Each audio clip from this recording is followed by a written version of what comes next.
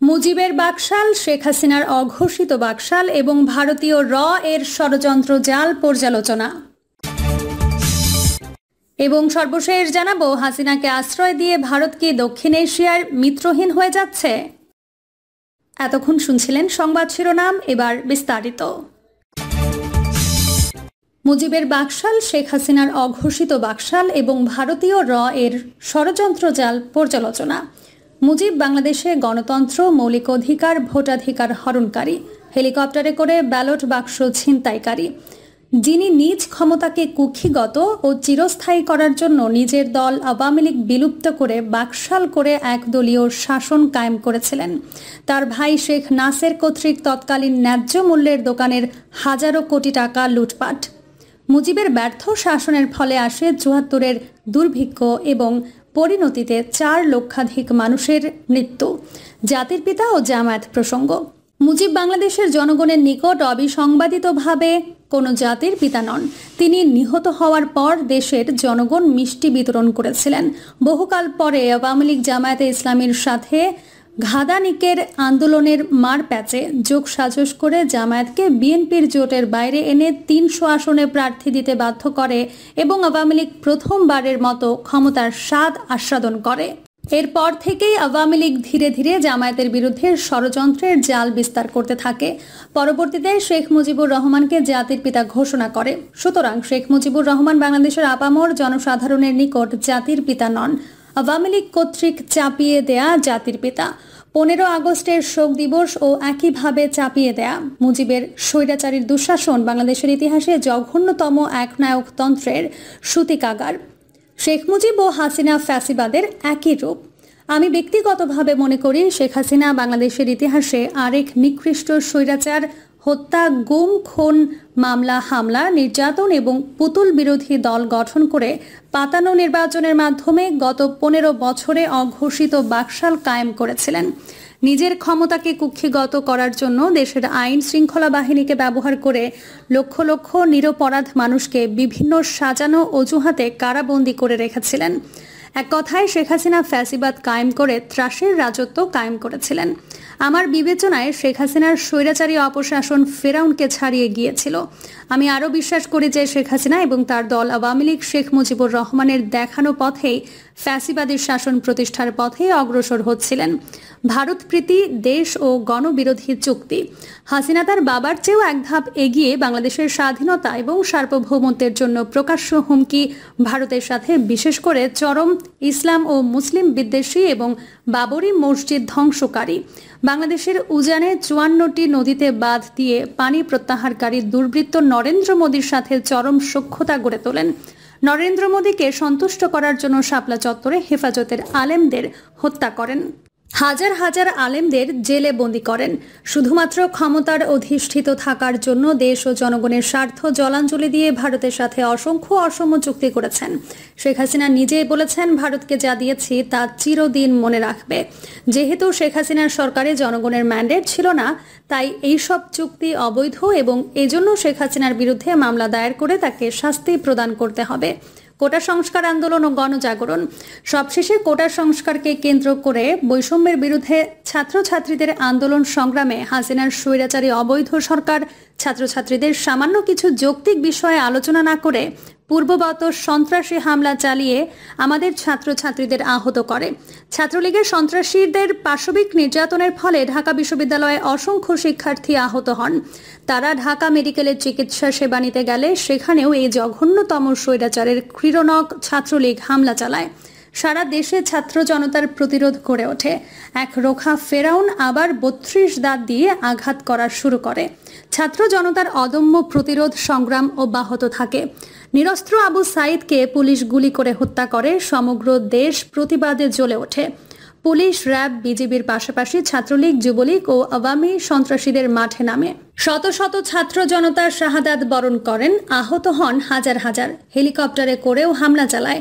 এমনকি গুলিতে জানালার পাশে বসা শিশুও নিহত হয়। সফল গণ অভ্যুত্থান ও স্বৈরাচারের পলায়ন। ছাত্র জনতার আত্মত্যাগ ও আন্দোলন সারা দেশে ছড়িয়ে পড়ে। ধীরে ধীরে সকল রাজনৈতিক দল ছাত্র জনতার কাতারে সামিল হতে থাকেন। বিএনপির ভারপ্রাপ্ত চেয়ারম্যান তারেক রহমানের নির্দেশে আন্দোলনের আদ্যভাগ থেকেই মাঠে ময়দানে ছিল।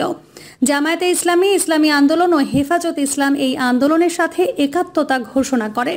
গণজাগরণ থেকে গণ অভ্যুত্থানে রূপ নেয়। অবস্থা বেগতিক দেখে বাংলাদেশের ইতিহাসে দ্বিতীয় ফেরাউন জঘন্যতম স্বৈরাচার শেখ হাসিনা প্রেসিডেন্টের নিকট পদত্যাগপত্র জমা দিয়ে হেলিকপ্টারে করে ভারতে পালিয়ে যেতে বাধ্য হন। স্বাধীন বাংলাদেশে ভারতীয় সেনা। আরেকটি উল্লেখযোগ্য ঘটনা হলো শেখ হাসিনা ফ্যাসিবাদ কায়েম করতে এবং নিজের গদি রক্ষার্থে হাজার হাজার ভারতীয় সেনা বাংলাদেশে নিয়ে আসেন, যারা পুলিশ, বিজিবি ও ছাত্রলীগ, যুবলীগের পাশাপাশি আন্দোলন দমানোর কাজে নিয়োজিত ছিল। আমার ধারণা এরাই স্নাইপার রাইফেল দিয়ে ছাত্র জনতাকে গুলি করে হত্যা করেছে। রেজা শাহ ও হাসিনার তুলনামূলক পর্যালোচনা।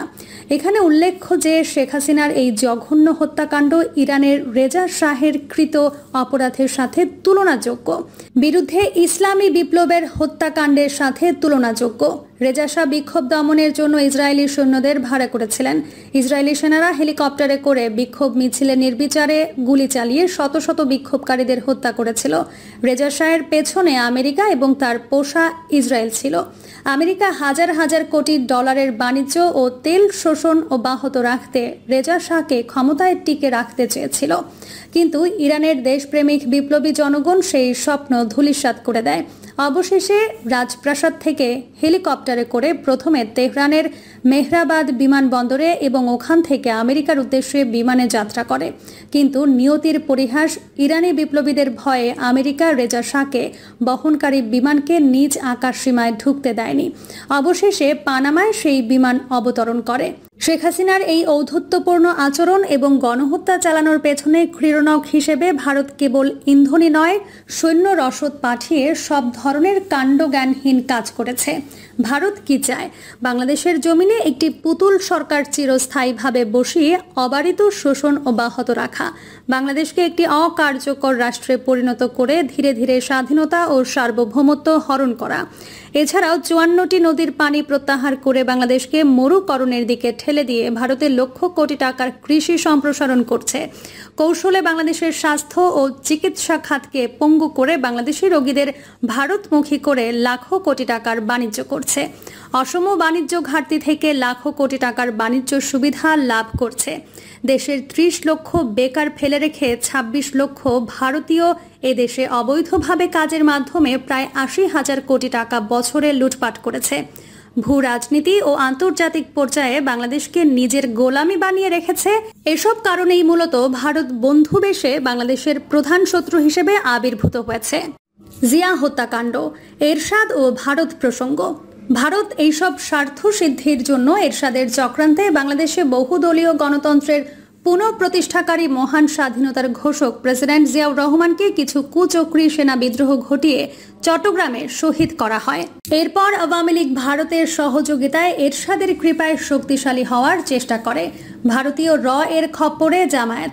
ভারতীয় র এ সময় জামায়াতের উপরেও প্রভাব বিস্তার করে। ফলে জামায়াত ও আওয়ামী লীগ দেশনেত্রী বেগম খালেদা জিয়াকে একা ফেলে স্বৈরাচারের দোসর হিসেবে এরশাদের সাজানো নির্বাচনে অংশগ্রহণ করে। এরপর জামায়াত ও আওয়ামী লীগ তত্ত্বাবধায়ক সরকারের অধীনে নির্বাচনের দাবিতে আন্দোলন শুরু করে। বিচারপতি শাহাবুদ্দিন এর তত্ত্বাবধায়ক সরকারের অধীনে অনুষ্ঠিত নির্বাচনে বিএনপির সংখ্যাগরিষ্ঠতা লাভ করে সরকার গঠন করে। ঘাদানিক ও র এর বেড়াজালে জামায়াত। পরবর্তীতে ভারতীয় র এর সহযোগিতায় ঘাতক দালাল নির্মূল কমিটি গঠন করা হয়। গণ আদালতে জামায়াতের আমির অধ্যাপক গোলাম আজমকে ফাঁসি দেওয়া হয়। উদ্দেশ্য ছিল জামায়াতের ওপর চাপ সৃষ্টি করে বিএনপি জোট থেকে জামায়াতকে বিচ্ছিন্ন করা। কারণ ভারতীয় র জানত জামায়াতকে বিচ্ছিন্ন করা না গেলে আওয়ামী লীগ কখনো ক্ষমতায় আসতে পারবে না। একসময় র এর জালে জামায়াত পা দিতে শুরু করে। ভারতীয় দূতাবাসের সেক্রেটারি মিস্টার নাগ ও জামায়াতের তৎকালীন আন্তর্জাতিক বিষয়ক সম্পাদক মরহুম শহীদ কামরুজ্জামান এর মধ্যস্থতায় জামায়াতের কেন্দ্রীয় পর্যায়ের 8 নেতা দিল্লি গমন করে তৎকালীন ভারতের প্রধানমন্ত্রীর সঙ্গে বৈঠক করেন। জানা যায় ওই বৈঠকে কিছু নীতিগত সিদ্ধান্ত গ্রহণ করা হয়। 1. জামায়াত বিএনপি জোটে থেকে বেরিয়ে আসবে। 2. জামায়াত জাতীয় সংসদ নির্বাচনে 300 আসনেই প্রার্থী দেবে। বিনিময়ে বাংলাদেশে জামায়াত বিরোধী আন্দোলন বিশেষত ঘাদানিক নিষ্ক্রিয় করা হবে। জামায়াতের পরবর্তী কর্মকৌশল থেকে এর সত্যতা অনুধাবন করা যায়। জামায়াতের 300 আসনে প্রার্থী।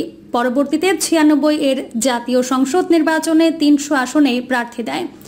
যে গোলাম আজমকে চট্টগ্রামে জনসভা করার বিরুদ্ধে আওয়ামী জেলা সভাপতি মহিউদ্দিন সহ সকল বাম রাম সংগঠন একজোট হয়ে গিয়েছিল, সেই গোলাম আজম বাংলাদেশের 64 জেলায় নির্বাচনী প্রচারণা চালান, কোথাও কেউ টু শব্দটি পর্যন্ত করেনি।